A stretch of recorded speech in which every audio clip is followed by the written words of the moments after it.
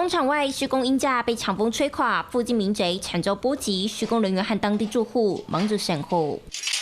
好几名人员将铁架和铁皮一一捡起，而倒塌鹰架也压到电杆，造成停电，现场陷入漆黑，还飘着毛毛细雨。也整咗条迄个电拢食住啊，啊已经到了，已经无迄个啊，无电人。哦，今日点了吧？到尾5点，你怎啊？停电好几个小时，居民无奈只能摸黑吃饭。26号傍晚，高雄下起大雷雨，伴随强风吹垮高雄旗津当地造船厂外的施工鹰架，压断电杆，造成亏线跳脱。敦和街、中州2路一带共3227户停电。经过台电彻夜抢修，隔天只剩造船厂还没复电。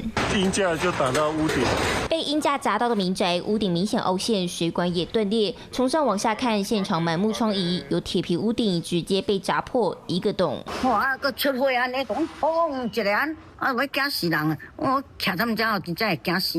迄安那风台也是安那，飞咧厝顶咧发动甲大空细空啊。伊是早晚来处理的，去查的足久啊。这算高温啊，高冻。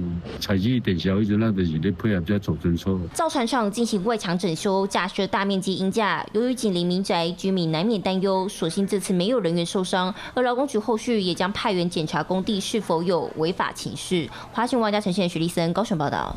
Hello， 我是雷亚。想要抢先掌握最及时的新闻资讯吗？赶快订阅、按赞、开启小铃铛，锁定华视新闻 YouTube 频道。